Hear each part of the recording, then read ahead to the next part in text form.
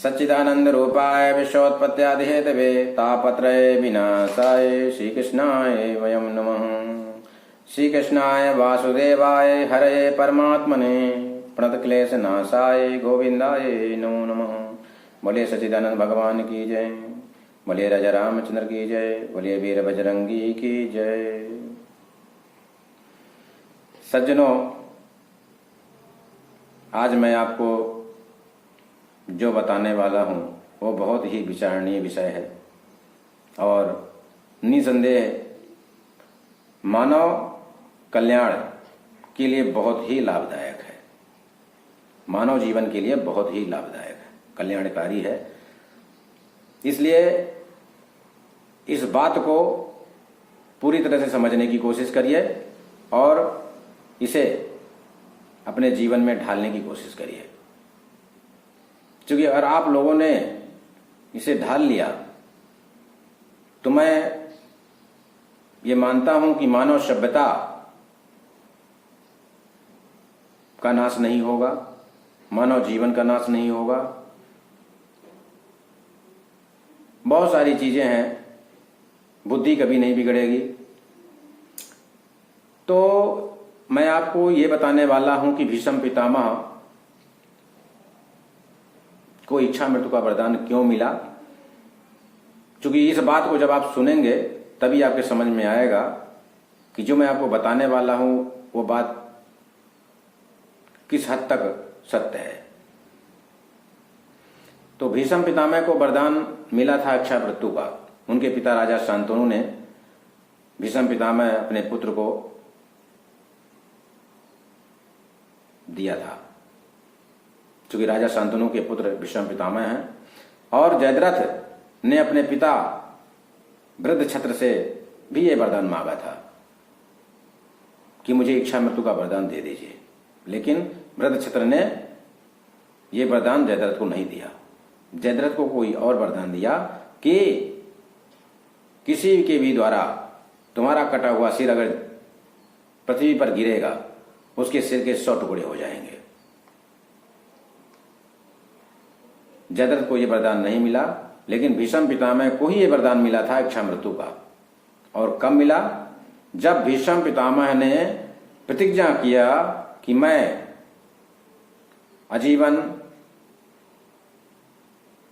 ब्रह्मचर्य का पालन करूंगा, ब्रह्मचारी रहूंगा, विवाह नहीं करूंगा और हस्तिनापुर की रक्षा करूंगा। जब राजा शांतनु को ये बात पता चली तो राजा शांतनु ने भीष्म पितामह को इच्छा मृत्यु का वरदान दिया। लेकिन भीष्म पितामह को जो वरदान मिला राजा शांतनु के द्वारा, वो वरदान तभी साबित हो सकता था जब भीष्म पितामह जैसा व्यक्ति, भीष्म पितामह जैसा किसी का पुत्र हो। भीष्म पितामह ने जो प्रतिज्ञा किया कि मैं ब्रह्मचर्य का पालन करूंगा, क्योंकि ब्रह्मचर्य एक अपने आप में बहुत बड़ी तपस्या है और ये तप पहली बात तो कोई कर ही नहीं सकता, और कर ले तो वो भी भीष्म पितामह की तरह ही जिएगा, भीष्म पितामह की ही तरह उसकी मृत्यु होगी। कभी भी प्राण को शरीर नहीं छोड़ेगा। जो जीव है वो शरीर का त्याग करेगा, जैसे भीष्म पितामह ने अपने शरीर का त्याग किया।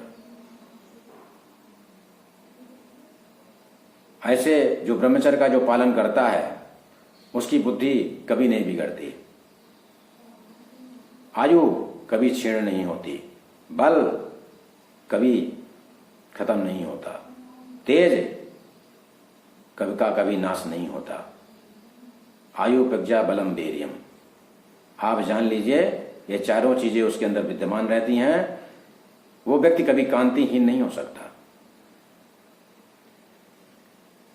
इसीलिए भीष्म पितामह को इच्छा मृत्यु का वरदान दिया गया था, क्योंकि राजा शांतनु अपने पुत्र के वास्तविक स्वरूप को जानते थे और वो जानते थे कि इसने प्रतिज्ञा किया है तो इस प्रतिज्ञा का पालन भी करेगा, और जो इसका पालन कर लेगा, जो ब्रह्मचर्य रूपी व्रत को धारण करेगा,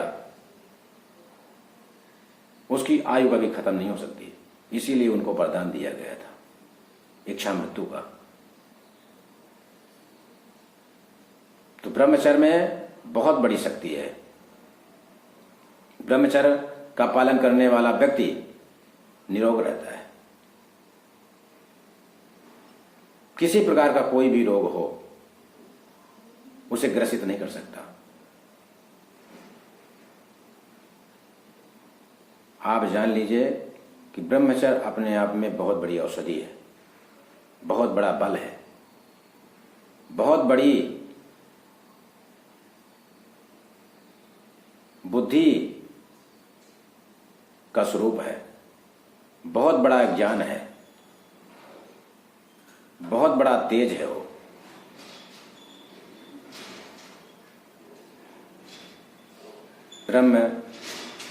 ब्रह्मचर्य अपने आप में बहुत ही शक्तिशाली एक शक्ति है जो मनुष्य के शरीर में विद्यमान है, लेकिन मनुष्य उसको नहीं जानता। और मैं ये मानता हूं कि ब्रह्मचर्य मानव जीवन के लिए बहुत कल्याणकारी भी है। अगर ब्रह्मचर्य का पालन पूर्ण रूपेण हो जाए तो ये सारी चीजें प्राप्त होंगी, लेकिन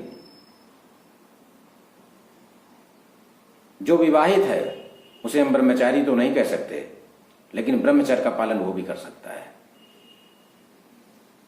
इसलिए मैं मानव समुदाय से ये आग्रह करता हूं